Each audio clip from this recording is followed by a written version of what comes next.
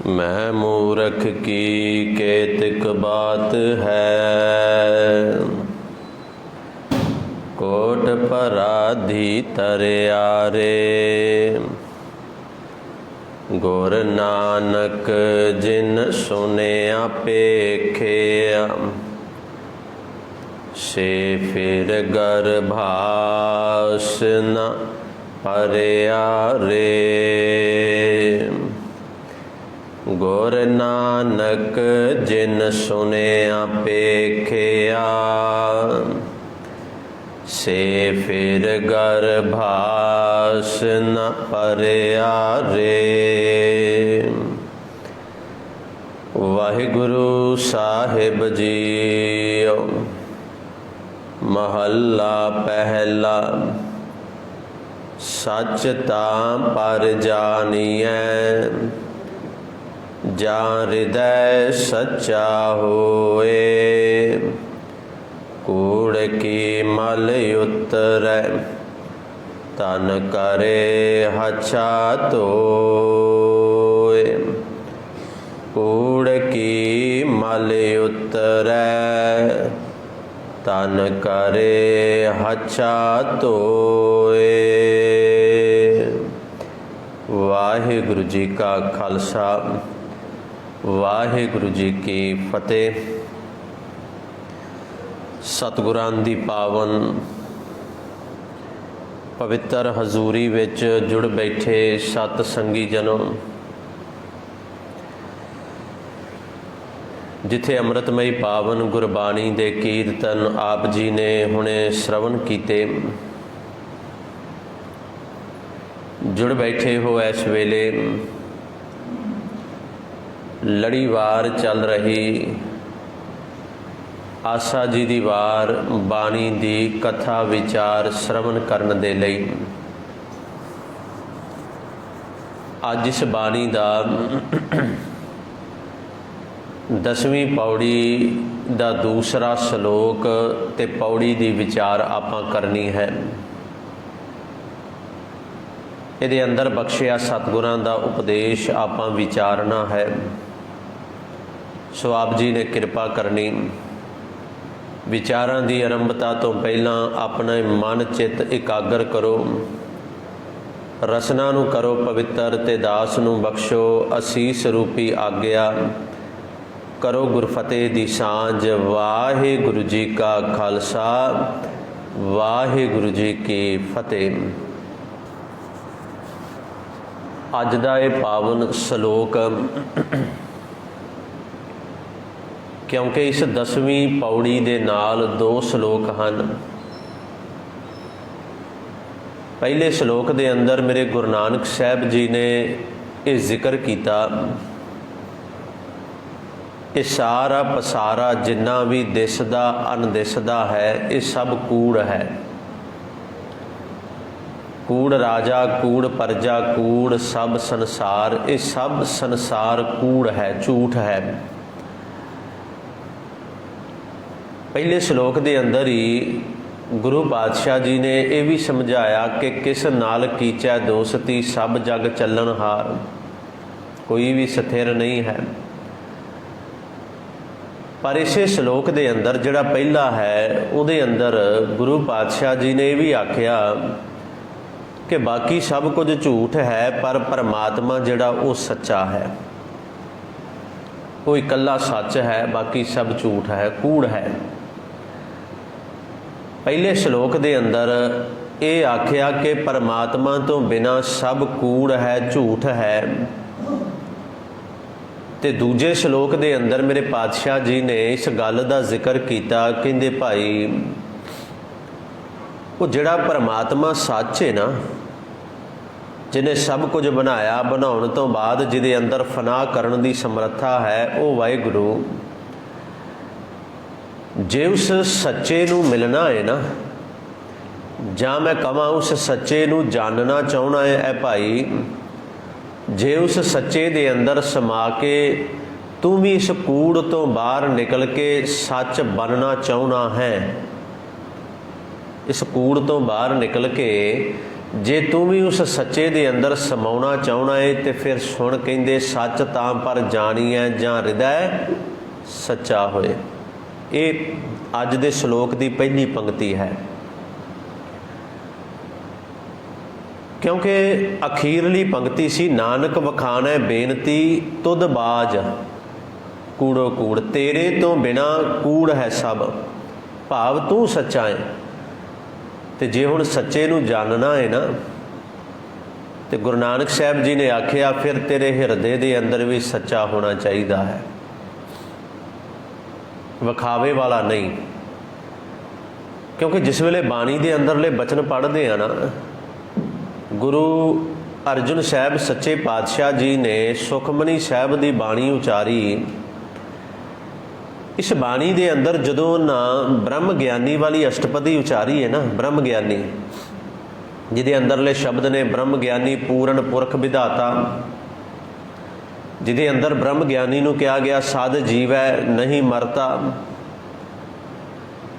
ਉਸ ਪੌੜੀ ਵਾਹਿਗੁਰੂ ਉਸ ਅਸ਼ਟਪਦੀ ਦਾ ਜਿਹੜਾ ਸ਼ਲੋਕ ਹੈ ਨਾ, ਉਸ ਸ਼ਲੋਕ ਦੇ ਅੰਦਰ ਗੁਰੂ ਅਰਜੁਨ ਸਾਹਿਬ ਨੇ ਇਸੇ ਗੱਲ ਨੂੰ ਸਮਝਾਇਆ ਹੈ, ਭਲਿਆ ਜੇ ਤੇਰੇ ਮਨ ਦੇ ਅੰਦਰ ਸੱਚਾ ਹੈ ਨਾ ਪਰਮਾਤਮਾ, ਤੂੰ ਵਸਾ ਲਿਆ, ਉਹਨੂੰ ਟਿਕਾ ਲਿਆ, ਉਹਦਾ ਟਿਕਾਣਾ ਬਣਾ ਲਿਆ, ਉਹਨੂੰ ਆਪਣੇ ਅੰਦਰੋਂ ਪ੍ਰਗਟ ਕਰ ਲਿਆ, ਕਿਉਂਕਿ ਉਹ ਕਿਤੇ ਬਾਹਰ ਨਹੀਂ ਹੈ, ਉਹ ਬੈਠਾ ਅੰਦਰ ਹੀ ਹੈ। ਗੁਰੂ ਅਰਜੁਨ ਸਾਹਿਬ ਦਾ ਹੀ ਪਹਿਲੋਂ ਇੱਕ ਬਚਨ ਕਹਿ ਕੇ ਮੈਂ ਸੁਖਮਨੀ ਸਾਹਿਬ ਵਾਲੇ ਪਾਸੇ ਆਵਾਂਗਾ। ਇੱਕ ਦਿਨ ਇੱਕ ਸਿੱਖ ਨੇ ਆਖਿਆ ਸੀ, ਪਾਤਸ਼ਾਹ ਤੁਸੀਂ ਵਾਰ-ਵਾਰ ਇਹ ਗੱਲ ਕਹਿੰਦੇ ਹੋ ਕਿ ਪਰਮਾਤਮਾ ਤੁਹਾਡੇ ਨੇੜੇ ਹੈ, ਪਰਮਾਤਮਾ ਤੁਹਾਡੇ ਕੋਲ ਹੈ, ਬਾਣੀ ਵਾਰ-ਵਾਰ ਕਹਿੰਦੀ ਹੈ ਕਹੁ ਰਵਿਦਾਸ ਹਾਥ ਪੈ ਨੇੜੇ, ਉਹ ਤੇ ਹੱਥ ਤੋਂ ਵੀ ਨੇੜੇ ਹੈ। ਸਿੱਖ ਕਹਿ ਰਿਹਾ ਗੁਰੂ ਅਰਜੁਨ ਸਾਹਿਬ ਨੂੰ ਕਿ ਪਾਤਸ਼ਾਹ ਬਾਣੀ ਤੇ ਕਹਿੰਦੀ ਏ, ਤੁਸੀਂ ਉਦਾਹਰਨਾਂ ਦਿੰਦੇ ਹੋ ਕਿ ਸਰੀਰ ਦੇ ਉੱਪਰ ਕੋਈ ਸੱਟ ਲੱਗ ਜਾਵੇ ਤੇ ਸਭ ਤੋਂ ਪਹਿਲਾਂ ਹੱਥ ਉੱਥੇ ਪਹੁੰਚਦਾ ਹੈ, ਕਿਤੇ ਦਰਦ ਹੋਵੇ, ਕਿਤੇ ਖਾਰਸ਼ ਹੋਵੇ, ਹੱਥ ਸਭ ਤੋਂ ਪਹਿਲਾਂ ਉਸ ਜਗ੍ਹਾ ਤੇ ਪਹੁੰਚਦਾ। ਅਸੀਂ ਕਹਿੰਦੇ ਆ, ਲੋਕ ਕਹਿੰਦੇ ਨੇ ਕਿ ਹੱਥ ਸਭ ਤੋਂ ਨੇੜੇ ਹੈ, ਸਾਡੇ ਹੱਥ ਸਭ ਤੋਂ ਨੇੜੇ ਆ, ਕਿਤੇ ਵੀ ਕੁਝ ਹੋਇਆ ਹੱਥ ਬੜੀ ਜਲਦੀ ਉੱਥੇ ਪਹੁੰਚਦਾ ਹੈ। ਪਰ ਗੁਰੂ ਸਾਹਿਬ ਨੇ ਆਖਿਆ ਭਲਿਆ ਉਹ ਤੇ ਹੱਥ ਤੋਂ ਵੀ ਨੇੜੇ ਆ, ਕਹੋ ਰਵਿਦਾਸ ਹਾਥ ਪੈ ਨੇੜੇ ਸਹਿਜੇ ਹੋਏ ਸੋ ਹੋਈ। ਸਿੱਖ ਕਹਿੰਦਾ ਪਾਤਸ਼ਾਹ ਤੁਸੀਂ ਕਹਿੰਦੇ ਹੋ ਪਰਮਾਤਮਾ ਬੜਾ ਨੇੜੇ ਹੈ, ਤੁਹਾਡੇ ਅੰਦਰ ਹੈ, ਤੇ ਫਿਰ ਉਹ ਦਿਸਦਾ ਕਿਉਂ ਨਹੀਂ ਹੈ, ਉਹ ਨਜ਼ਰ ਕਿਉਂ ਨਹੀਂ ਆਉਂਦਾ, ਉਹ ਮਿਲਦਾ ਕਿਉਂ ਨਹੀਂ ਹੈ? ਗੁਰੂ ਅਰਜੁਨ ਸਾਹਿਬ ਜੀ ਨੇ ਅੱਗੋਂ ਜਿਹੜੀ ਉਦਾਹਰਣ ਦਿੱਤੀ ਨਾ ਬਾਣੀ ਵਿੱਚ ਦਰਜ, ਉਹ ਕਹਿੰਦੇ ਹਾਂ ਭਲਿਆ ਨੇੜੇ ਹੈ, ਬੜਾ ਨੇੜੇ, ਤੇਰੇ ਅੰਦਰ ਬੈਠਾ ਹੈ। ਸਿੱਖ ਕਹਿੰਦਾ ਪਾਤਸ਼ਾਹ ਕੋਈ ਪਰਦਾ ਹੈ ਫਿਰ ਜਿਹੜਾ ਨਜ਼ਰ ਨਹੀਂ ਆਉਂਦਾ, ਕੋਈ ਪਰਦੇ ਦੇ ਉਹਲੇ ਬਿਠਾਇਆ ਹੈ ਅੰਦਰ? ਕਿਉਂਕਿ ਅਸੀਂ ਤੇ ਉਹੀ ਸਮਝਦੇ ਆ ਨਾ ਜੋ ਸਾਡੀਆਂ ਅੱਖਾਂ ਇਸ ਕੰਧ ਦੇ, ਇਸ ਦੀਵਾਰ ਦੇ, ਇਸ ਪਰਦੇ ਦੇ ਦੂਜੇ ਪਾਸੇ ਨਹੀਂ ਵੇਖ ਪਾਉਂਦੀਆਂ। ਕੋਈ ਪਰਦਾ ਹੈ? ਸੱਚੇ ਪਾਤਸ਼ਾਹ ਗੁਰੂ ਸਾਹਿਬ ਕਹਿੰਦੇ ਪਰਦਾ ਤੇ ਹੈ, ਪਰ ਪਰਦਾ ਬੜਾ ਟਰਾਂਸਪੇਰੈਂਟ ਹੈ, ਪਾਰਦਰਸ਼ੀ, ਪਾਰਦਰਸ਼ੀ ਜਿਹਦੇ ਆਰ ਪਾਰ ਨਜ਼ਰ ਆ ਸਕੇ। ਕਹਿੰਦੇ ਪਾਤਸ਼ਾਹ ਫਿਰ ਪਰਮਾਤਮਾ ਦਿਸਦਾ ਕਿਉਂ ਨਹੀਂ? ਤੇ ਗੁਰੂ ਅਰਜੁਨ ਸਾਹਿਬ ਨੇ ਆਖਿਆ ਸੀ ਸਿੱਖਾ ਉਹ ਤਾਂ ਨਹੀਂ ਦਿਸਦਾ ਕਿ ਅਸੀਂ ਇਨਸਾਨ ਜਿਹੜੇ ਆ ਨਾ, ਇਨਸਾਨ ਇਹਨਾਂ ਨੇ ਪਰਮਾਤਮਾ ਤੇ ਆਪਣੇ ਵਿਚਕਾਰ ਇੱਕ ਹਉਮੈ ਦੀ ਕੰਧ ਲਿਆ ਕੇ ਖੜੀ ਕਰ ਦਿੱਤੀ ਹੈ। ਜਿਹੜੀ ਹਉਮੈ ਹੈ ਨਾ ਸਾਡੇ ਅੰਦਰ, ਇਹ ਕੰਧ, ਇਹ ਦੀਵਾਰ ਬਣਾ ਕੇ ਅਸੀਂ ਵਿਚਕਾਰ ਆਪਣੇ ਤੇ ਪਰਮਾਤਮਾ ਦੇ ਖੜੀ ਕਰ ਦਿੱਤੀ। ਹੁਣ ਉਹ ਦਿਸੇਗਾ ਕਿਵੇਂ? ਹਉ ਹਉ ਭੀਤ ਭਇਓ ਹੈ ਬੀਚੋ, ਹਉ ਹਉ ਭੀਤ, ਹਉ ਹਉ ਭੀਤ ਕਹਿੰਦੇ ਨੇ ਦੀਵਾਰ ਨੂੰ, ਹਉ ਦਾ ਭਾਵ ਹੈ ਹਉਮੈ। ਕਹਿੰਦੇ ਹਉ ਹਉ ਭੀਤ ਭਇਓ ਹੈ ਬੀਚੋ, ਸੁਣਤ ਦੇਸ਼ ਨਿਕਟਾਇਓ, ਸੁਣਿਆ ਉਹਦਾ ਦੇਸ਼ ਬੜਾ ਨੇੜੇ ਹੈ। ਭਾਂਭੀਰੀ ਕੇ ਪਾਤ ਪਰਦੋ ਬਿਨ ਪੇਖੈ ਦੁਰਾਇਓ, ਪਰਦਾ ਹੈ। ਆ ਜਿਹੜੀਆਂ ਭੰਬੀਰੀਆਂ ਉੱਡਦੀਆਂ ਨੇ ਨਾ ਖੇਤਾਂ ਦੇ ਵਿੱਚ, ਕਈ ਉਹਨੂੰ ਹੈਲੀਕਾਪਟਰ ਕਹਿੰਦੇ ਨੇ, ਕਈ ਭੰਬੀਰੀ ਕਹਿੰਦੇ ਨੇ ਉਹਨੂੰ। ਪਾਤਸ਼ਾਹ ਜੀ ਨੇ ਆਖਿਆ ਕਹਿੰਦੇ ਉਹਦੇ ਖੰਭ ਜੇ ਵਰਗਾ ਪਰਦਾ ਹੈ। ਹੁਣ ਉਹਦਾ ਖੰਭ ਟਰਾਂਸਪੇਰੈਂਟ ਹੈ, ਦੇਖੋ ਉਹਦੇ ਆਰ ਪਾਰ ਨਜ਼ਰ ਆਉਂਦਾ ਹੈ। ਕਹਿੰਦੇ ਖੰਭ ਤੇ ਵਾਹਿਗੁਰੂ ਪਰਦਾ ਤੇ ਭੰਬੀਰੀ ਦੇ ਖੰਭ ਵਰਗਾ ਹੈ ਭਲਿਆ, ਪਰ ਤੂੰ ਹਉਮੈ ਦੀ ਕੰਧ ਵਿਚਕਾਰ ਲਿਆ ਕੇ ਖੜੀ ਕਰ ਦਿੱਤੀ। ਹੁਣ ਪਰਮਾਤਮਾ ਤਾਂ ਨਹੀਂ ਤੈਨੂੰ ਦਿਸਦਾ ਪਿਆ। ਇਹ ਅਸਲੀਅਤ ਹੈ, ਪਰਮਾਤਮਾ ਕਿਤੇ ਦੂਰ ਨਹੀਂ ਹੈ। ਉਹ ਜਿਹੜਾ ਸੱਚਾ ਹੈ ਨਾ, ਜਿਹਨੇ ਕੂੜ ਨੂੰ ਸਾਡੇ ਅੰਦਰੋਂ ਬਾਹਰ ਕੱਢਣਾ ਹੈ, ਉਹ ਬੈਠਾ ਵੀ ਸਾਡੇ ਅੰਦਰ ਹੀ ਹੈ, ਉਹ ਕਿਤੇ ਦੂਰ ਨਹੀਂ ਹੈ। ਤੇ ਫਿਰ ਸਾਹਿਬ ਸੱਚੇ ਪਾਤਸ਼ਾਹ ਨੇ ਆਖਿਆ ਕਿ ਸੱਚ ਤਾਂ ਪਰ ਜਾਣੀ ਹੈ, ਉਹ ਜਾਣਿਆ ਜਾਏਗਾ ਜਿਹੜਾ ਅੰਦਰ ਬੈਠਾ ਏ, ਸਮਝ ਆਏਗੀ ਉਹਦੀ, ਮਿਲੇਗਾ, ਉਹਦਾ ਮਿਲਾਪ ਹੋਏਗਾ। ਪਰ ਜਦੋਂ ਤੇਰੇ ਹਿਰਦੇ ਦੇ ਅੰਦਰ ਸੱਚੇ ਦਾ ਨਾਮ ਆ ਕੇ ਟਿਕ ਜਾਏਗਾ ਫਿਰ ਮਿਲੇਗਾ। ਹੁਣ ਗੁਰੂ ਅਰਜਨ ਸਾਹਿਬ ਜੀ ਨੇ ਬ੍ਰਹਮ ਗਿਆਨੀ ਦੀ ਅਸ਼ਟਪਦੀ ਦਾ ਸ਼ਲੋਕ ਉਚਾਰਿਆ ਤੇ ਸਮਝਾਇਆ। ਕਹਿੰਦੇ ਮਨ ਸਾਚਾ, ਜਿਹਦੇ ਮਨ ਦੇ ਅੰਦਰ ਸੱਚਾ ਵਾ, ਟਿਕ ਗਿਆ, ਵਸ ਗਿਆ, ਜਿਹਨੇ ਮਨ ਦੇ ਅੰਦਰੋਂ ਸੱਚੇ ਨੂੰ ਪ੍ਰਗਟ ਕਰ ਲਿਆ। ਮਨ ਸਾਚਾ ਮੁਖ ਸਾਚਾ ਸੋਏ, ਜਿਹਦੇ ਮਨ ਦੇ ਅੰਦਰ ਵੀ ਸੱਚਾ ਤੇ ਮੁਖ ਦੇ ਅੰਦਰ ਵੀ ਸੱਚਾ ਟਿਕਿਆ ਜੇ। ਜਿਹੜਾ ਰਸਨਾ ਤੋਂ ਵੀ ਜਪ ਰਿਹਾ ਹੈ ਤੇ ਹਿਰਦੇ ਦੇ ਵਿੱਚੋਂ ਵੀ ਜਪ ਰਿਹਾ ਹੈ। ਇਹ ਨਹੀਂ ਕਿ ਬਗਲ ਮੇ ਛੁਰੀ ਮੂੰਹ ਮੈਂ ਰਾਮ ਰਾਮ ਵਾਲੀ ਗੱਲ, ਕਿ ਮੂੰਹ ਤੋਂ ਤੇ ਜਪ ਰਿਹਾ ਹੈ ਤੇ ਅੰਦਰ ਬੜਾ ਕਪਟ ਹੈ, ਨਹੀਂ, ਉਹ ਗੱਲ ਨਹੀਂ ਹੈ। ਉਹ ਵਿਖਾਵੇ ਵਾਲੀ ਗੱਲ ਹੈ। ਉਹ ਵਿਖਾਵਾ ਹੀ ਹੈ ਜਿਹਨੂੰ ਗੁਰੂ ਸਾਹਿਬ ਨੇ ਆਖਿਆ ਸੀ, ਗਲੀ ਜਿਨ੍ਹਾਂ ਜਪ ਮਾਲੀਆਂ, ਲੋਟੇ ਹੱਥ ਨਿਬੱਗ, ਓਏ ਹਰ ਕੇ ਸੰਤਨ ਆਖੀਆਂ, ਬਾਣ ਆਰਸ ਕੇ ਠੱਗ। ਉਹ ਵਿਖਾਵਾ ਸੀ ਤੇ ਤਾਂ ਇਹ ਬੋਲ ਕਹੇ ਨਾ। ਜਿਨ੍ਹਾਂ ਦੇ ਕੋਲ ਅੱਜ ਵੀ ਦਿਖਾਵਾ ਹੈ ਉਹਨਾਂ ਲਈ ਅੱਜ ਵੀ ਉਹ ਬੋਲ ਹਨ, ਪਰ ਜਿਨ੍ਹਾਂ ਦੇ ਅੰਦਰ ਮਨ ਵਿੱਚ ਵੀ ਸੱਚਾ ਤੇ ਮੁਖ ਵਿੱਚ ਵੀ ਸੱਚਾ, ਉਹਨਾਂ ਲਈ ਉਹ ਸ਼ਬਦ ਨਹੀਂ ਹੈ। ਫਿਰ ਮਨ ਵਿੱਚ ਵੀ ਸੱਚਾ ਹੈ, ਮੁਖ ਤੇ ਵੀ ਸੱਚਾ। ਮਨ ਸਾਚਾ ਮੁਖ ਸਾਚਾ ਸੋਏ, ਅਵਰ ਨਾ ਪੇਖੈ ਏਕਸ ਬਿਨ ਕੋਏ। ਜਿਹੜਾ ਇੱਕ ਤੋਂ ਬਿਨਾ ਦੂਜੇ ਵੱਲ ਵੇਖਦਾ ਵੀ ਨਹੀਂ ਹੈ। ਹੁਣ ਸੱਚ ਤਾਂ ਪਰ ਜਾਣੀਏ ਜਾਂ ਹਿਰਦੈ ਸੱਚਾ ਸੋਏ ਕਿਵੇਂ ਹੋਏਗਾ? ਅਸੀਂ ਕੀ ਕਰਦੇ ਹਾਂ? ਅਸਲੀਅਤ ਸਾਡੀ ਆਦਤ ਬਣ ਗਈ।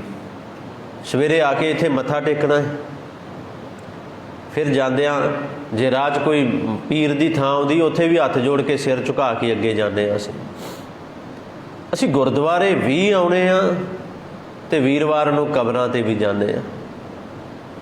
ਇਹ ਸਾਡੀ ਹਾਲਤ ਬਣ ਗਈ ਜੇ। ਅਸੀਂ ਇੱਕ ਤੇ ਨਹੀਂ ਟਿਕ ਕੇ ਰਹੇ। ਗੁਰੂ ਸਾਹਿਬ ਨੇ ਆਖਿਆ ਹੈ ਕਿ ਜਿਹੜਾ ਅਵਰ ਨਾ ਪੇਖੈ ਏਕਸ ਬਿਨ ਕੋਏ, ਇੱਕ ਤੋਂ ਬਿਨਾਂ ਕਿਸੇ ਦੂਜੇ ਨੂੰ ਸਮਝਦਾ ਹੀ ਕੁਝ ਨਹੀਂ, ਉਹਦੇ ਲਈ ਹੈ ਹੀ ਨਹੀਂ ਕੁਝ ਵੀ। ਉਹਦਾ ਟਿਕਾਓ, ਉਹਦਾ ਨਿਸ਼ਚਾ, ਉਹਦਾ ਭਰੋਸਾ ਇੱਕ ਪਰਮਾਤਮਾ ਤੇ ਬਣ ਗਿਆ। ਜਾਗਤ ਜੋਤ ਜਪੈ ਨਿਸਬਾਸੁਰ, ਏਕ ਬਿਨਾ ਮਨ ਨੈਕ ਨਾ ਆਨੈ। ਅਵਰ ਨਾ ਪੇਖੈ ਏਕਸ ਬਿਨ ਕੋਏ, ਜਿਹੜਾ ਇੱਕ ਤੋਂ ਬਿਨਾਂ ਕਿਸੇ ਦੂਜੇ ਨੂੰ ਕੁਝ ਸਮਝਦਾ ਹੀ ਨਹੀਂ ਹੈ। ਮਨ ਸਾਚਾ ਮੁਖ ਸਾਚਾ ਸੋਏ, ਅਵਰ ਨਾ ਪੇਖੈ ਏਕਸ ਬਿਨ ਕੋਏ। ਤੇ ਗੁਰੂ ਅਰਜਨ ਸਾਹਿਬ ਜੀ ਨੇ ਆਖਿਆ, ਨਾਨਕ ਇਹ ਲੱਛਣ ਬ੍ਰਹਮ ਗਿਆਨੀ ਹੋਏ।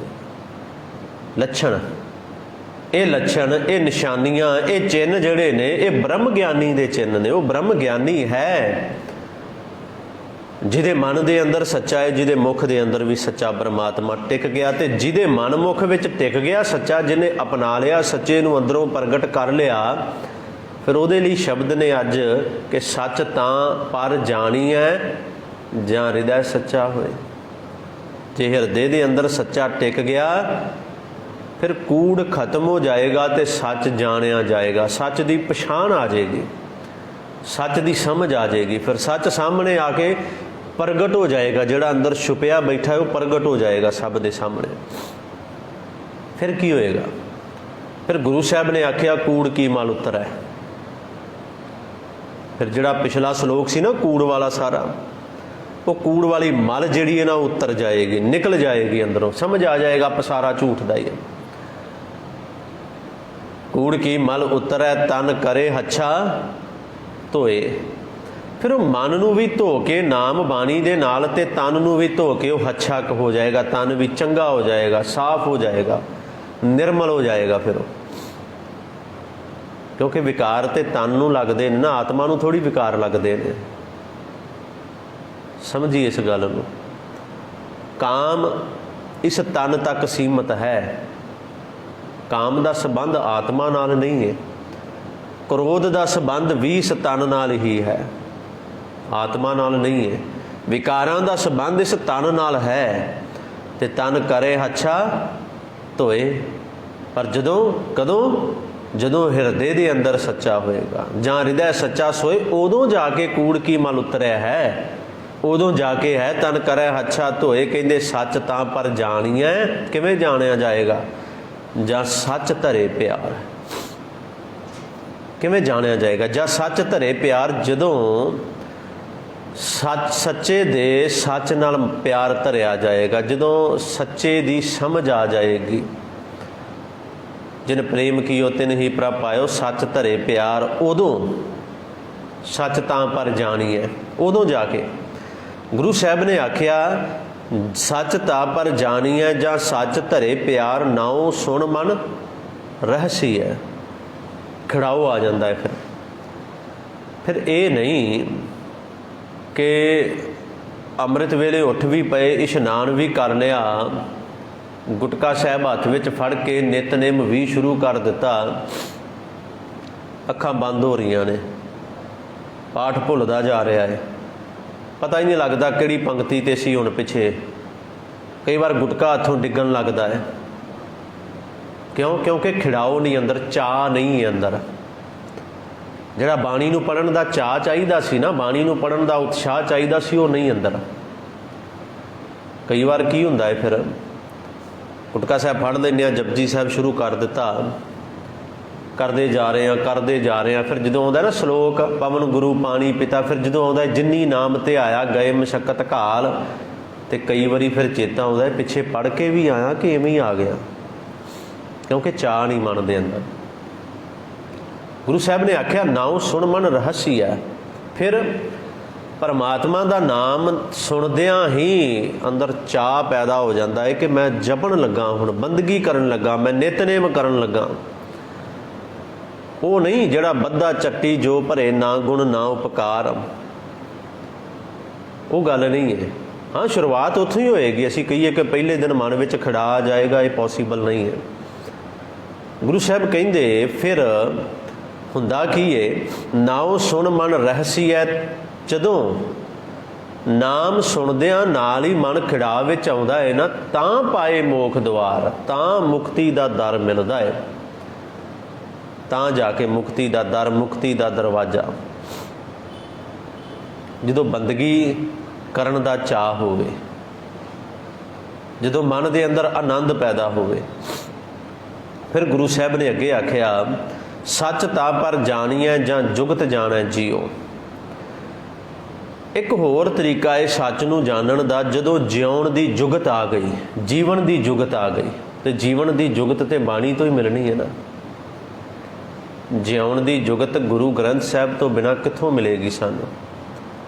ਗੁਰੂ ਤੋਂ ਬਿਨਾਂ, ਗੁਰੂ ਦੱਸ ਰਿਹਾ ਹੈ ਭਲਿਆ ਤੂੰ ਕਿਵੇਂ ਜਿਉਣਾ ਹੈ। ਅਸੀਂ ਇਹ ਸ਼ਬਦ ਪੜ੍ਹਦੇ ਹਾਂ, ਯਾਦ ਏ ਗੁਰ ਸਤਿਗੁਰ ਕਾ ਜੋ ਸਿੱਖ ਅਖਾਏ ਸੋ ਭਲਕੇ ਉੱਠ। ਆ ਜੀਵਨ ਦੀ ਜੁਗਤ ਹੀ ਏ।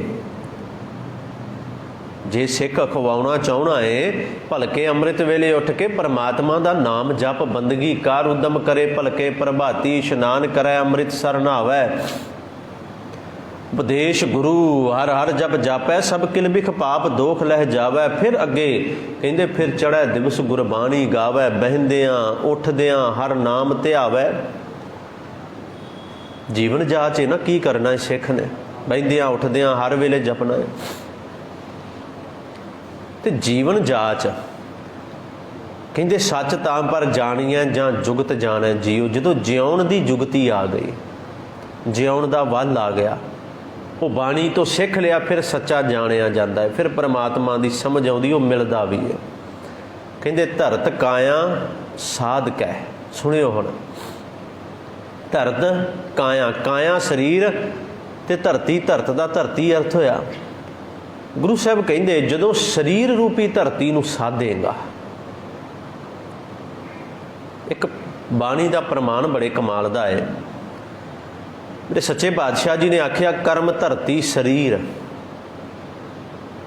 ਜਿਹੜਾ ਸਾਡਾ ਸਰੀਰ ਹੈ ਨਾ, ਆ ਜਿਹੜਾ ਸਾਡਾ ਤਨ ਹੈ, ਇਹ ਸਾਡੀ ਕਰਮ ਰੂਪੀ ਧਰਤੀ ਹੈ। ਤੇ ਧਰਤੀ ਨੂੰ ਅਸੀਂ ਵਾਹੁਣੇ ਆ ਹਲ ਨਾਲ। ਵਾਹੁਣ ਤੋਂ ਬਾਅਦ ਅਸੀਂ ਉਹਦੇ ਵਿੱਚ ਬੀਜ ਬੀਜਦੇ ਹਾਂ, ਤੇ ਕਣਕ ਬੀਜਦੇ ਹਾਂ, ਤੇ ਕਣਕ ਹੀ ਉੱਗਦੀ ਹੈ ਨਾ, ਕੁਝ ਹੋਰ ਤਾਂ ਨਹੀਂ ਨਾ ਉੱਗਦਾ। ਮੱਕੀ ਬੀਜਾਂਗੇ, ਮੱਕੀ ਉੱਗੇਗੀ। ਵੱਧ ਘੱਟ ਉੱਗੇ ਉਹ ਇੱਕ ਵੱਖਰਾ ਵਿਸ਼ਾ ਹੈ। ਗੁਰੂ ਸਾਹਿਬ ਨੇ ਆਖਿਆ ਕਿ ਇਹ ਸਰੀਰ ਜਿਹੜਾ ਨਾ ਕਰਮ ਰੂਪੀ ਤੇਰੀ ਧਰਤੀ ਹੈ। ਕਰਮ ਧਰਤੀ ਸਰੀਰ, ਕਲਯੁਗ ਵਿੱਚ ਜਿਹਾ ਕੋ ਬੀਜੈ ਤਿਹਾ ਕੋ ਪਾਵੈ। ਇਹ ਕਲਯੁਗ ਦੇ ਇਸ ਸਮੇਂ ਦੇ ਅੰਦਰ ਇਸ ਕਰਮ ਧਰਤੀ ਸਰੀਰ ਤੇ ਜੋ ਬੀਜੇਗਾ ਉਹੀ ਵੱਢਣ ਦੇ ਵਾਸਤੇ ਤੈਨੂੰ ਮਿਲ ਜਾਏਗਾ। ਉਹ ਗੱਲ ਨਾ ਹੋਵੇ ਕਿ ਲੋੜੈ ਦਾਖ ਬਿਜੌਰੀਆਂ ਕਿੱਕਰ ਬੀਜੈ ਜੱਟ ਹੰਡੈ ਉਨ ਕਤਾਈ ਦਾ ਪੈਦਾ ਲੋੜੈ ਪੱਟ। ਨਹੀਂ, ਜੇ ਦਾਖਾਂ ਬਿਜੌਰੀਆਂ ਚਾਹੁਣਾ ਏ ਤੇ ਫਿਰ ਕਿੱਕਰ ਬੀਜਿਆਂ ਨਹੀਂ ਸਰਨਾ ਕੰਮ। ਕਿੱਕਰ ਬੀਜਿਆਂ ਤੇ ਤੁੱਕੇ ਮਿਲ ਜਾਣਗੇ ਤੇ ਕੰਡੇ ਮਿਲ ਜਾਣਗੇ, ਹੋਰ ਕੁਛ ਨਹੀਂ ਮਿਲਣਾ। ਇਹ ਉਦਾਹਰਨ ਇੱਕ ਐਗਜ਼ੈਂਪਲ ਹੈ ਕਿ ਲੋੜੈ ਦਾਖ ਬਿਜੌਰੀਆਂ ਕਿੱਕਰ ਬੀਜੈ ਜੱਟ। ਇੱਕ ਜੱਟ ਨੇ, ਜ਼ਿਮੀਦਾਰ ਨੇ ਕਿੱਕਰ ਬੀਜ ਲਿਆ ਤੇ ਕਿੱਕਰ ਬੀਜ ਕੇ ਤੇ ਉਹਨਾਂ ਤੋਂ ਦਾਖਾਂ ਬਿਜੌਰੀਆਂ ਪਾਲਦਾ ਹੈ। ਹੰਡੈ ਉਨ ਕਤਾਏ ਦਾ, ਸਾਰੀ ਜ਼ਿੰਦਗੀ ਉਹਨ ਕੱਤਦਾ ਰਿਹਾ, ਸਾਂਭਦਾ ਰਿਹਾ। ਤੇ ਜੇ ਉਹਨ ਕੱਤਦਾ ਏ, ਸਾਂਭਦਾ ਏ ਤੇ ਪਾਉਣ ਲਈ ਵੀ ਉਹਨ ਮਿਲੇਗੀ, ਪਰ ਨਹੀਂ, ਪਹਿਨਣ ਦੇ ਵਾਸਤੇ ਰੇਸ਼ਮ ਚਾਹੁੰਦਾ ਹੈ। ਪਰ ਜੋ ਕੱਤਿਆ ਉਹੀ ਮਿਲੇਗਾ, ਜੋ ਬੀਜਿਆ ਉਹੀ ਆਏਗਾ ਨਾ। ਫਿਰ ਕਹਿੰਦੇ ਕਰਮ ਧਰਤੀ ਸਰੀਰ ਹੈ ਸਾਡਾ, ਹੈ ਕਰਮ ਰੂਪੀ ਧਰਤੀ ਇਹ ਸਾਡਾ ਸਰੀਰ ਹੈ, ਤੇ ਇਹਦੇ ਵਿੱਚ ਜੋ ਧਰਤੀ ਤੇ ਬੀਜਾਂਗੇ ਉਹ ਵੱਢਣ ਨੂੰ ਮਿਲੇਗਾ। ਇੱਥੇ ਵੀ ਪਾਤਸ਼ਾਹ ਜੀ ਨੇ ਅੱਜ ਇਹੀ ਕਿਹਾ, ਕਹਿੰਦੇ ਧਰਤ ਕਾਇਆ ਸਾਧ ਕੈ। ਇਸ ਕਾਇਆ ਰੂਪੀ ਧਰਤੀ ਨੂੰ ਸਾਧ, ਪਹਿਲਾਂ ਸਵਾਰ। ਧਰਤੀ ਨੂੰ ਹੱਲ ਵਾਹੁਣਾ ਪੈਂਦਾ ਹੈ। ਬੀਜ ਬੀਜਣ ਲਈ ਤਿਆਰ ਕਰਾਂਗੇ ਧਰਤੀ ਨੂੰ ਤਾਂ ਹੀ ਬੀਜ ਬੀਜਿਆ ਜਾਂਦਾ ਹੈ ਨਾ। ਗੁਰੂ ਪਾਤਸ਼ਾਹ ਜੀ ਨੇ ਆਖਿਆ, ਭਲਿਆ ਇੱਕ ਗੱਲ ਫਿਰ ਸਮਝ ਲੈ, ਇਸ ਕਾਇਆ ਰੂਪੀ ਧਰਤੀ ਨੂੰ ਵੀ ਪਹਿਲਾਂ ਸਾਧਨਾ ਪਏਗਾ। ਜੇ ਇਹਦੇ ਵਿੱਚ ਨਾਮ ਦਾ ਬੀਜ ਬੀਜਣਾ ਹੀ, ਤਾਂ ਜੇ ਚਾਹਣਾ ਹੈ ਕਿ ਨਾਮ ਦਾ ਬੀਜ ਬੀਜਾਂ ਤੇ ਉਹ ਉੱਗ ਵੀ ਪਵੇ, ਪ੍ਰਫੁੱਲਤ ਵੀ ਹੋਵੇ, ਤੇ ਇਹਨੂੰ ਕਾਮ ਕ੍ਰੋਧ ਲੋਭ ਮੋਹ ਹੰਕਾਰ ਵਿਕਾਰਾਂ ਵੱਲੋਂ ਸਾਧ, ਇਹਨੂੰ ਵਾਹ ਪਹਿਲੋਂ ਚੰਗੀ ਤਰ੍ਹਾਂ ਤਿਆਰ ਕਰ ਇਹਨੂੰ ਬੀਜ ਬੀਜਣ ਲਈ। ਧਰਤ ਕਾਇਆ ਸਾਧ ਕੇ, ਇਹਦਾ ਇਹ ਅਰਥ ਹੈ ਵਿੱਚ ਦੇ ਕਰਤਾ ਬੀਓ, ਪਰਮਾਤਮਾ ਦੇ ਨਾਮ ਦਾ ਬੀਜ ਬੀਜ ਉਹਦੇ ਵਿੱਚ। ਫਿਰ ਇਸ ਸਰੀਰ ਰੂਪੀ ਧਰਤੀ ਤੇ ਅੱਗੇ ਪਾਤਸ਼ਾਹ ਜੀ ਨੇ ਆਖਿਆ, ਸੱਚ ਤਾਂ ਪਰ ਜਾਣੀਐ ਜਾਂ ਸਿੱਖ ਸੱਚੀ ਲੇ। ਕਿਵੇਂ ਜਾਣਿਆ ਜਾਏਗਾ ਸੱਚ, ਕਿਵੇਂ ਕੂੜ ਬਾਹਰ ਨਿਕਲੇਗਾ?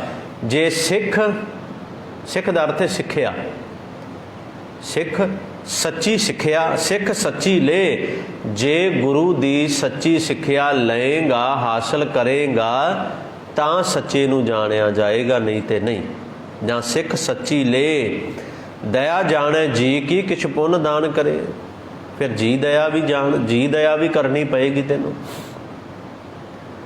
ਜੀਵਾਂ ਤੇ ਦਇਆ ਵੀ ਕਰਨੀ, ਐਵੇਂ ਨਹੀਂ ਡਾਂਗ ਚੱਕ ਕੇ ਤੇ ਡੰਗਰਾਂ ਨੂੰ ਕੁੱਟਦਾ ਫਿਰੇ। ਬੜੀ ਜੀ ਦਇਆ ਬੜੇ ਤਰ੍ਹਾਂ ਦੀ ਹੈ, ਇੱਕ ਤਰ੍ਹਾਂ ਦੀ ਨਹੀਂ ਜੀ ਦਇਆ। ਤੈਨੂੰ ਜੀ ਦਇਆ ਵੀ ਕਰਨੀ ਪਏਗੀ। ਤੇ ਨਾਲ ਹੀ ਆਖਿਆ, ਦਇਆ ਜਾਣੈ ਦੀ ਜੀ ਕੀ ਕਿਛ ਪੁੰਨ ਦਾਨ ਕਰੇ। ਕਿਛ ਪੁੰਨ ਦਾਨ ਵੀ ਕਰਨਾ। ਹੁਣ ਪੁੰਨ ਦਾਨ ਕੀ ਹੈ?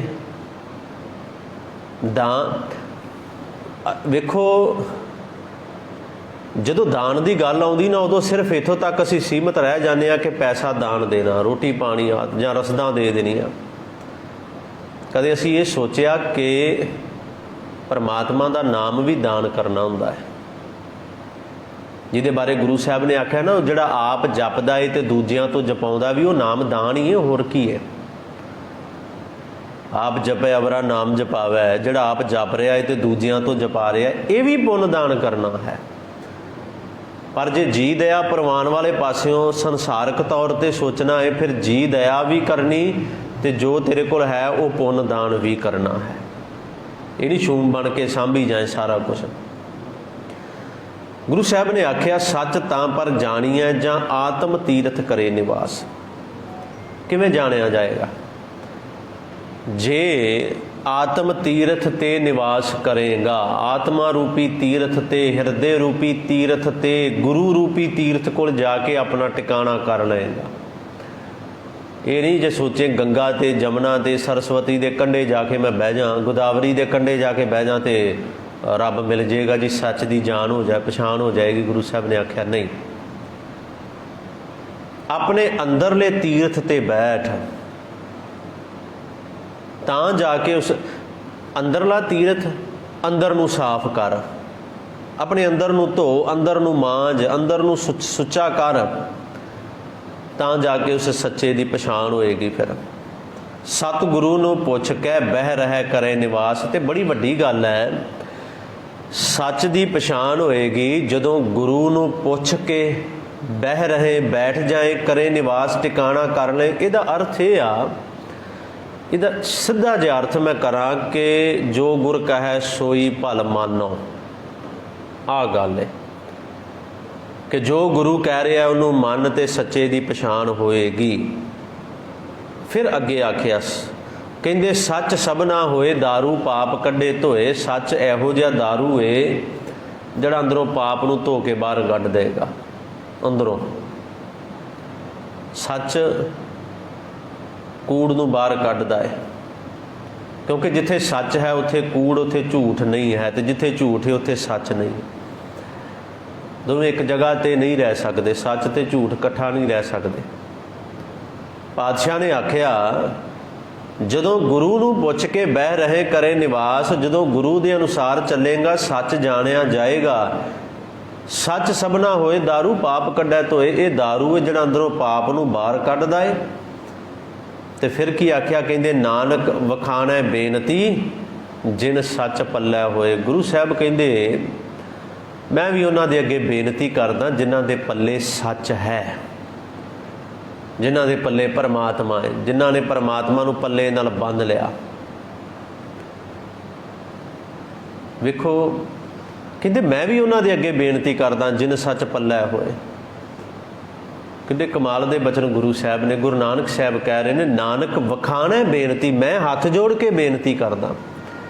ਕਿਹਨਾਂ ਨੂੰ ਬੇਨਤੀ ਕਰਦਾ? ਜਿਨ ਸੱਚ ਪੱਲੇ ਹੋਏ, ਜਿਨ੍ਹਾਂ ਦੇ ਪੱਲੇ ਸੱਚ ਹੈ, ਜਿਨ੍ਹਾਂ ਦੇ ਕੋਲ ਸੱਚ ਹੈ, ਜਿਨ੍ਹਾਂ ਨੇ ਸੱਚ ਘਰ ਟਿਕਾਣਾ ਕਰ ਲਿਆ। ਫਿਰ ਅੱਗੇ ਪਾਤਸ਼ਾਹ ਨੇ ਇਹ 10ਵੀਂ ਪੌੜੀ ਹੈ, ਇਹਦੇ ਵਿੱਚ ਜ਼ਿਕਰ ਕੀਤਾ, ਕਹਿੰਦੇ ਦਾਨ ਮਹਿੰਡਾ ਤਲੀ ਖਾਕ।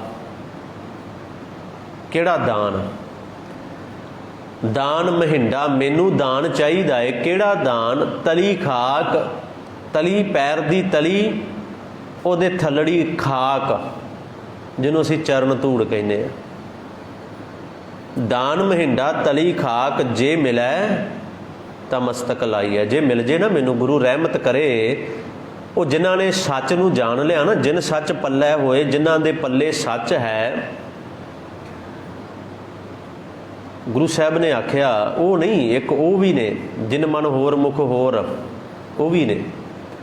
ਉਹ ਨਹੀਂ ਜਿਹੜੇ ਮਨ ਤੋਂ ਹੋਰ ਨੇ, ਮੁਖ ਤੋਂ ਹੋਰ ਨੇ, ਮੁਖ ਤੋਂ ਬੜੇ ਰਾਮ ਰਾਮ ਜਪਣ ਵਾਲੇ, ਮਨ ਤੋਂ ਨਹੀਂ। ਕਹਿੰਦੇ ਜਿਨ ਸੱਚ ਪੱਲੇ ਹੋਏ, ਜਿਨ੍ਹਾਂ ਦੇ ਪੱਲੇ ਸੱਚ, ਅੰਦਰੋਂ ਵੀ ਸੱਚ ਤੇ ਬਾਹਰ ਵੀ ਸੱਚ। ਫਿਰ ਉਹਨਾਂ ਦੀ ਦਾਨ ਮਹਿੰਡਾ ਤਲੀ ਖਾਕ, ਜੇ ਉਹਨਾਂ ਦੇ ਚਰਨਾਂ ਦੀ ਧੂੜ ਮਿਲ ਜਾਏ, ਜੇ ਮਿਲੇ, ਜੇ ਮੈਨੂੰ ਮਿਲ ਜਾਏ ਤਾਂ ਮਸਤਕ ਲਾਈਏ, ਮੈਂ ਆਪਣੇ ਮੱਥੇ ਨਾਲ ਲਾਵਾਂਗਾ। ਗੁਰੂ ਨਾਨਕ ਸਾਹਿਬ ਕਹਿ ਰਹੇ ਨੇ। ਫਿਰ ਆਖਿਆ ਕੂੜਾ ਲਾਲਚ ਛੱਡੀਐ। ਜਿਹੜਾ ਲਾਲਚ ਕੂੜਾ ਹੈ ਨਾ, ਝੂਠਾ ਹੈ, ਉਹਨੂੰ ਛੱਡ ਕੇ ਹੋਏ ਇੱਕ ਮਨ ਅਲੱਖ ਧਿਆਈਐ। ਨਾ ਲਖੇ ਜਾਣ ਵਾਲੇ ਪਰਮਾਤਮਾ ਨੂੰ ਇੱਕ ਮਨ ਹੋ ਕੇ ਜਪਣਾ, ਇੱਕ ਮਨ ਹੋ ਕੇ, ਇੱਕ ਚਿੱਤ ਹੋ ਕੇ।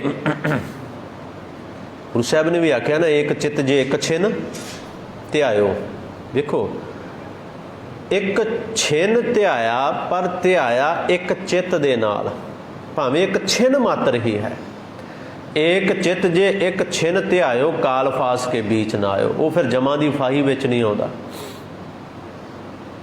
ਤਾਂ ਹੀ ਗੁਰਬਾਣੀ ਨੇ ਵੀ ਆਖਿਆ ਨਾ, ਇੱਕ ਘਰੀ ਆਦੀ ਹੂੰ ਤੇ ਆਦ, ਭਗਤਨ ਛੇਤੀ ਗੋਸਤੇ ਜੋ ਕੀਨੋ ਸੋ ਲਾਭ।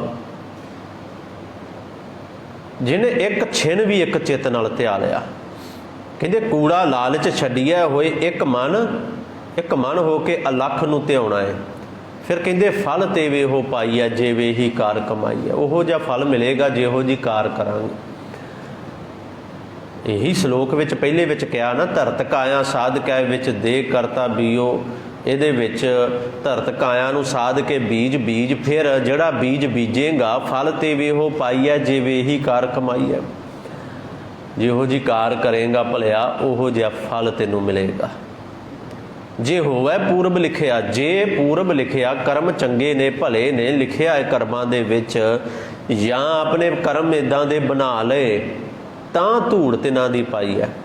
ਜਿਨ੍ਹਾਂ ਨੇ ਸੱਚ ਨੂੰ ਜਾਣ ਲਿਆ, ਤਾਂ ਉਹਨਾਂ ਦੇ ਚਰਨਾਂ ਦੀ ਧੂੜ ਮਿਲਦੀ ਹੈ। ਤਾਂ ਉਹਨਾਂ ਦਾ ਆਸਰਾ ਮਿਲਦਾ ਹੈ, ਸਹਾਰਾ ਮਿਲਦਾ ਹੈ, ਉਹ ਆਪਣੇ ਨਾਲ ਲਾ ਕੇ ਬੰਦਗੀ ਵਾਲੇ ਪਾਸੇ ਜੋੜਦੇ ਨੇ। ਫਿਰ ਮੇਰੇ ਪਾਤਸ਼ਾਹ ਨੇ ਆਖਿਆ, ਮਤ ਥੋੜ੍ਹੀ ਸੇਵ ਗਵਾਈ ਹੈ। ਵੇਖੋ, ਇਹ ਸੱਚਾਈ ਹੈ ਕਿ ਮੇਰੀ ਮਤ ਥੋੜ੍ਹੀ ਰਾਮ, ਕਿ ਸਾਡੀ ਮਤ ਥੋੜ੍ਹੀ ਹੈ। ਅਸੀਂ ਜਿੰਨਾ ਮਰਜ਼ੀ ਯਤਨ ਕਰ ਲਈਏ, ਜਿੰਨਾ ਮਰਜ਼ੀ ਜ਼ੋਰ ਲਾ ਲਈਏ, ਉੱਦਮ ਕਰ ਲਈਏ, ਪਰ ਕਿਤੇ ਨਾ ਕਿਤੇ ਸਾਡੀ ਮਤ ਸਾਡਾ ਸਾਥ ਛੱਡ ਜਾਂਦੀ ਹੈ। ਦਿਮਾਗ ਘੁੰਮਦਾ ਹੈ, ਇਹ ਦੌੜਦਾ ਹੈ ਦੂਜੇ ਪਾਸੇ ਨੂੰ ਵੀ, ਪਰਮਾਤਮਾ ਨੂੰ ਛੱਡ ਕੇ ਪਿੱਠ ਵਿਖਾ ਕੇ ਵੀ ਦੌੜਦਾ ਹੈ। ਪਰ ਜੇ ਉਹ ਰਹਿਮਤ ਕਰੇ, ਜੇ ਉਹ ਬਖਸ਼ਿਸ਼ ਕਰੇ, ਜੇ ਹੋਵੇ ਪੂਰਬ ਲਿਖਿਆ, ਜੇ ਪੂਰਬ ਲਿਖਿਆ, ਜੇ ਰਹਿਮਤਾਂ ਉਹਦੇ ਘਰ ਤੋਂ ਮਿਲ ਜਾਣ, ਫਿਰ ਸੇਵਾ ਮਿਲਦੀ ਹੈ। ਨਹੀਂ ਤੇ ਇਨਸਾਨ ਹੱਥ ਆਈ ਸੇਵ ਵੀ, ਸੇਵਾ ਵੀ ਗਵਾ ਕੇ ਬਹਿ ਜਾਂਦਾ ਹੈ, ਫਿਰ ਪੱਲੇ ਕੁਛ ਨਹੀਂ ਰਹਿ ਜਾਂਦਾ। ਫਿਰ ਪਰਮਾਤਮਾ ਜਿਹੜਾ ਨੇੜੇ ਆਇਆ ਸੀ ਉਹਨੂੰ ਵੀ ਦੂਰ ਕਰ ਬੈਠਦੇ ਹਾਂ, ਉਹਦੇ ਤੋਂ ਵੀ ਪਾਸੇ ਹੋ ਜਾਂਦੇ ਅਸੀਂ, ਫਿਰ ਉਹ ਨੇੜੇ ਨਹੀਂ ਰਹਿੰਦਾ ਸਾਡੇ। ਇਹ ਮੇਰੇ ਪਾਤਸ਼ਾਹ ਨੇ ਤਾਂ ਹੀ ਅੱਜ ਸਮਝਾਇਆ ਹੈ ਸਾਨੂੰ ਭਲਿਓ, ਕਿ ਜੇ ਉਹ ਪਰਮਾਤਮਾ, ਕਿਉਂਕਿ ਪਹਿਲਾਂ ਕੂੜ ਦਾ ਜ਼ਿਕਰ ਕੀਤਾ ਪਹਿਲੇ ਸ਼ਲੋਕ ਦੇ ਅੰਦਰ, 10ਵੀਂ ਪੌੜੀ ਦਾ ਪਹਿਲਾ ਸ਼ਲੋਕ, ਕਿ ਸਭ ਕੂੜ ਹੈ, ਤੁਧਬਾਜ ਕੂੜੋ ਕੂੜ, ਜੇ ਤੂੰ ਨਹੀਂ ਹੈ ਤੇ ਤੇਰੇ ਤੋਂ ਬਿਨਾ ਸਭ ਕੂੜ ਹੈ, ਸਭ ਝੂਠ ਹੈ, ਕੁਝ ਵੀ ਨਹੀਂ ਹੈ ਤੇਰੇ ਤੋਂ ਬਿਨਾ। ਤੂੰ ਸੱਚਾ ਇੱਕ ਇਕੱਲਾ ਹੈ ਜਿਹੜਾ ਸੱਚ ਹੈ, ਬਾਕੀ ਝੂਠ ਹੈ। ਤੇ ਫਿਰ ਦੂਜੇ ਸ਼ਲੋਕ ਵਿੱਚ ਆਖਿਆ ਕਿ ਜੇ ਉਸ ਸੱਚੇ ਨੂੰ ਮਿਲਣਾ ਹੈ ਨਾ, ਫਿਰ ਗੁਰੂ ਵਾਲਾ ਬਣ, ਬੰਦਗੀ ਕਰ, ਕਰਮ ਧਰਤੀ ਤੇ ਪਰਮਾਤਮਾ ਦੇ ਨਾਮ ਦਾ ਬੀਜ ਬੀਜ, ਜਿਉਣ ਦੀ ਜੁਗਤ ਗੁਰੂ ਕੋਲੋਂ ਸਿੱਖ ਲੈ, ਸੱਚੀ ਸਿੱਖਿਆ ਗੁਰੂ ਕੋਲੋਂ ਲੈ, ਕਿਛ ਪੁੰਨ ਦਾਨ ਵੀ ਕਰ, ਆਤਮ ਰੂਪੀ ਤੀਰਥ ਤੇ ਨਿਵਾਸ ਕਰ। ਜੇ ਉਸ ਸੱਚੇ ਨੂੰ ਮਿਲਣਾ ਚਾਹੁੰਦਾ ਹੈ ਤਾਂ, ਤੇ ਜੇ ਸੱਚੇ ਨੂੰ ਨਹੀਂ ਮਿਲਣਾ ਚਾਹੁੰਦਾ ਤਾਂ ਫਿਰ ਇੰਨੀ ਮਿਹਨਤ ਕਰਨ ਦੀ ਲੋੜ ਨਹੀਂ ਹੈ। ਕਿਉਂ? ਕਿਉਂਕਿ ਪਾਸ ਹੋਣ ਵਾਸਤੇ ਮਿਹਨਤ ਕਰਨ ਦੀ ਲੋੜ ਪੈਂਦੀ ਹੈ, ਫੇਲ ਹੋਣ ਲਈ ਮਿਹਨਤ ਦੀ ਲੋੜ ਨਹੀਂ ਪੈਂਦੀ। ਜਿਹਨੇ ਫੇਲ ਹੋਣਾ ਹੈ ਉਹ ਪੜ੍ਹਦਾ ਨਹੀਂ ਹੈ, ਉਹਨੂੰ ਪਤਾ ਮੈਂ ਤਾਂ ਫੇਲ ਹੀ ਹੋਣਾ ਹੈ। ਜਿਹਨੇ ਪਾਸ ਹੋਣਾ ਹੈ ਤੇ ਇਹ ਵੀ ਪਤਾ ਹੈ, ਫਸਟ ਡਿਵੀਜ਼ਨ ਵਿੱਚ ਇਹ ਵੀ ਪਤਾ ਹੈ ਕਿ ਪਰਸੈਂਟੇਜ ਵੀ ਬੜੀ ਵਧੀਆ ਆਵੇ, ਉਹ ਮਿਹਨਤ ਉਹਨੂੰ ਕਰਨੀ ਪੈਂਦੀ ਹੈ, ਤੇ ਫਿਰ ਇਹ ਮਿਹਨਤ ਕਰਨੀ ਪਏਗੀ। ਜੇ ਪਾਸ ਹੋਣਾ ਹੈ ਉਹਦੇ ਦਰ ਤੇ ਫੇਲ ਤੇ ਆਲਰੇਡੀ ਹਾਂ ਹੀ ਅਸੀਂ, ਉਹਦੇ ਲਈ ਕੋਈ ਮਿਹਨਤ ਦੀ ਲੋੜ ਥੋੜ੍ਹੀ ਹੈ। ਫਿਰ ਉਹ ਤੇ ਉਹਦੇ ਤੋਂ ਪਿੱਠ ਕਰਕੇ ਤੁਰ ਪਾਓ, ਉਹਦੇ ਵੱਲ ਵੇਖਣਾ ਨਹੀਂ, ਤੇ ਫਿਰ ਫੇਲ ਹੀ ਫੇਲ ਆ। ਅੱਜ ਗੁਰੂ ਸਾਹਿਬ ਸੱਚੇ ਪਾਤਸ਼ਾਹ ਗੁਰੂ ਨਾਨਕ ਸਾਹਿਬ ਜੀ ਨੇ ਆਖਿਆ, ਭਲਿਆ ਉਸ ਪਰਮਾਤਮਾ ਦੀ ਬੰਦਗੀ ਵਿੱਚ ਜੋੜ, ਜੇ ਇਸ ਕੂੜ ਤੋਂ ਬਾਹਰ ਨਿਕਲਣਾ ਹੈ, ਜੇ ਤੂੰ ਸੱਚ ਦੀ ਪਛਾਣ ਕਰਨੀ ਹੈ ਨਾ, ਚਾਹੁੰਦਾ ਹੈ ਕਿ ਮੈਂ ਸੱਚ ਦੀ ਪਛਾਣ ਕਰ ਲਵਾਂ, ਤੇ ਫਿਰ ਸੱਚੇ ਨਾਲ ਜੁੜ। ਫਿਰ ਮਨ ਵਿੱਚ ਵੀ ਤੇਰੇ ਸੱਚਾ ਹੋਣਾ ਚਾਹੀਦਾ ਹੈ, ਮੁੱਖ ਦੇ ਵਿੱਚ ਵੀ ਸੱਚਾ ਹੋਣਾ ਚਾਹੀਦਾ ਹੈ, ਤੇ ਉਹਦੇ ਤੋਂ ਬਿਨਾਂ ਕਿਸੇ ਹੋਰ ਵੱਲ ਵੇਖਣਾ ਵੀ ਨਹੀਂ। ਸੋ ਸਤਿਗੁਰੂ ਰਹਿਮਤ ਕਰਨ। ਇੰਨੀਆਂ ਕੁ ਬੇਨਤੀਆਂ ਆਪ ਜੀ ਨੇ ਪ੍ਰਵਾਨ ਕਰ ਲੈਣੀਆਂ। ਹੋਈਆਂ ਬੇਅੰਤ ਭੁੱਲਾਂ ਦੀ ਖਿਮਾ। ਸਤਿਗੁਰੂ ਸੱਚੇ ਪਾਤਸ਼ਾਹ ਤੇ ਆਪ ਸਰਬੱਤ ਸੰਗਤ ਬਖਸ਼ਣਹਾਰ ਹੋ ਜੀ। ਕਰੋ ਗੁਰਫਤਿਹ ਦੀ ਸਾਂਝ। ਵਾਹਿਗੁਰੂ ਜੀ ਕਾ ਖਾਲਸਾ, ਵਾਹਿਗੁਰੂ ਜੀ ਕੀ ਫਤਿਹ।